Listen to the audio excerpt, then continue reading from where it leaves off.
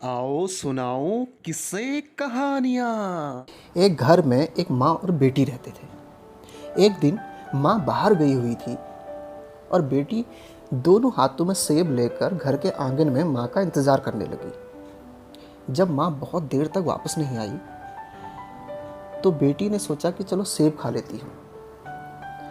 जब वो सेब खाने ही वाली थी तो अचानक उसकी माँ भी पहुँच गई। उन्होंने देखा कि उनकी बेटी हाथ में 2 सेब लिए खड़ी हुई है। उन्होंने अपनी बेटी से कहा, बेटा परी, एक सेब अपनी मम्मी को नहीं दोगी? इतना सुनना था कि बेटी ने तेजी से एक सेब को दांतों से कुतर दिया और उसका एक छोटा सा टुकड़ा खा लिया। इससे पहले कि उसकी माँ कुछ और कह पाती, उसने दूसरे सेब को भी दांतों से कुतर लिया।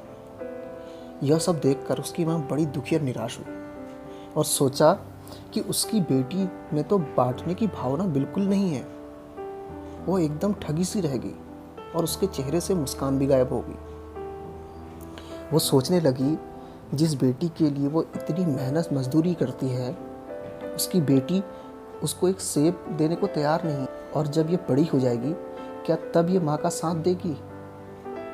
अचानक से उस नन्ही परी ने अपने एक हाथ को आगे बढ़ाते हुए कहा, माँ ये लो, ये वाला सेब ज़्यादा मीठा है।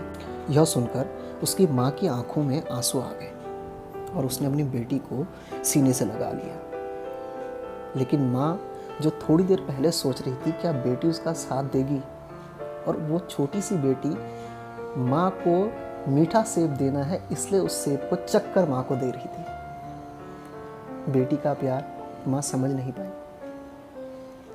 लेकिन माँ की अब उम्मीद जाग गई थी कि हाँ, उनकी बेटी ज़रूर उनका साथ देगी। जो इस छोटी उम्र में आज भी इतना कुछ सोच रही है माँ के लिए, तो ज़रूर आने वाले समय में माँ का साथ नहीं छोड़ेगी।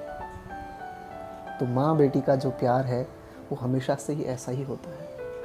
लेकिन कई बार हम अपने सोच के हिसाब से दूसरों को जज कर लेते हैं और उसी हिसाब से, उसी नज़रिए से लोगों को देखने लगते हैं। दोस्तों, आपको ये कहानी कैसी लगी कमेंट्स करके ज़रूर बताएं। चैनल पर नहीं तो चैनल को सब्सक्राइब करना बिल्कुल ना भूलें।